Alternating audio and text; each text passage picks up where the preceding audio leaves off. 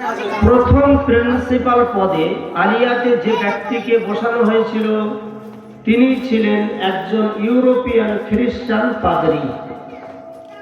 এদেশের পাদ্রী নয়, ইউরোপিয়ান খ্রিস্টান পাদ্রী। তারপরে দ্বিতীয় প্রিন্সিপাল পদে ইউরোপিয়ান খ্রিস্টান পাদ্রী। এইভাবে 1780 থেকে 1880, 100 বছর। তারপরে 1927 সাল পর্যন্ত প্রায় 150 বছরের বেশি।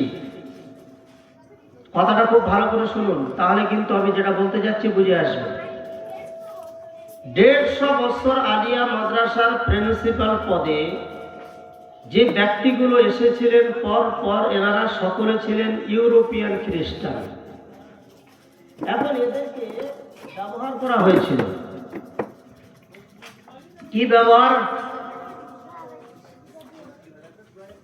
আলিয়া মাদ্রাসার ইতিহাসটা আমি এখানে একটু থামালাম, আর একটু ব্যাকে যাই।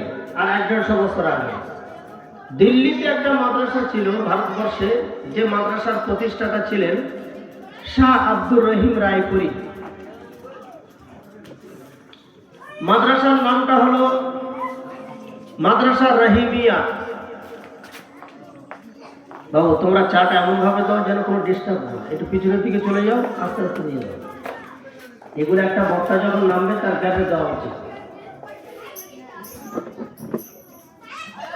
তো শাহ আব্দুর রহিম রায়পুরি সাহেব যে মাদ্রাসা তৈরি করেছিলেন দিল্লিতে, তার নাম ছিল মাদ্রাসা রহিমিয়া। এখন ইংরেজরা এসে এই মাদ্রাসাটাকে ভেঙে গড়িয়ে দিয়েছে।